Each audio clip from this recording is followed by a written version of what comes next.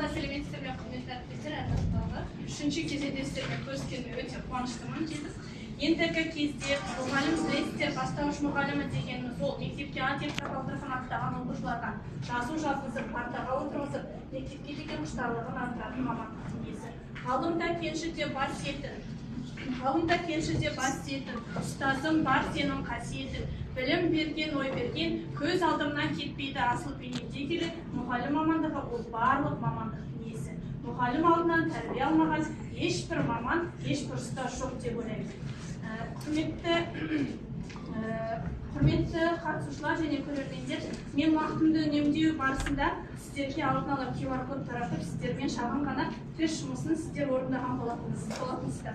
Бұл жұмысты бергеннің түпкі мақсаты сіздерге мен өзінің сыныбының оқушыларының, үлгерімі төмен оқушыларының деңгейін осындай мониторинг арқылы жүзеге асырып аламын, және де үлгерімі төмен оқушыларды осылай кез келген тапсырма бере отырып, үлгерімі төмен оқушылардың санын анықтап алуым деп сіздерге осындай жұмысты ұсынған болатынмын. Алғыс белсене қатысқандарыңызға көп рахмет.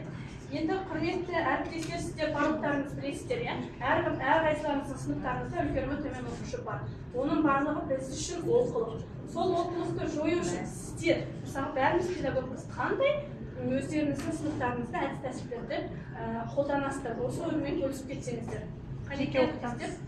Қалай? Жеке оқытамыз. Жақсы, керемет, көп рахмет. Ал енді қазіргі таңда сіздер білесіздер, мектепте әлемдік 9 тренд бар.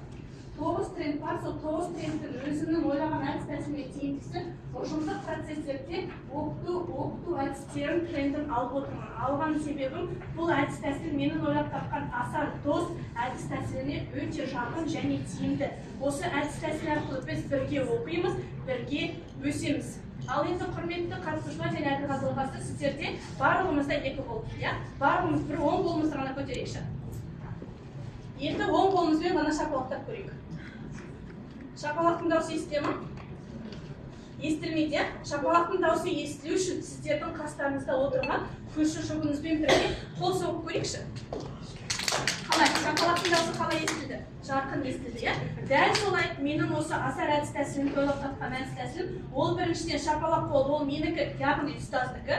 Екінші шапалақ қол, ол менің дарынды оқушымның үлгерімі төмен оқушыға соққан шапалақ көмек қолы. Осы асар әдісінің мақсаты, ол үлгерімі төмен оқушылардың дарынды балаларға тиімді, қызықты ойын арқылы үлгерімі төмен оқушыларға көмек қолын созу. Енді қарасаңыздар, осы асар әдісі арқылы оқушылар қоңырауда кез келген уақытта асар әдісін пайдаланып, оқушылар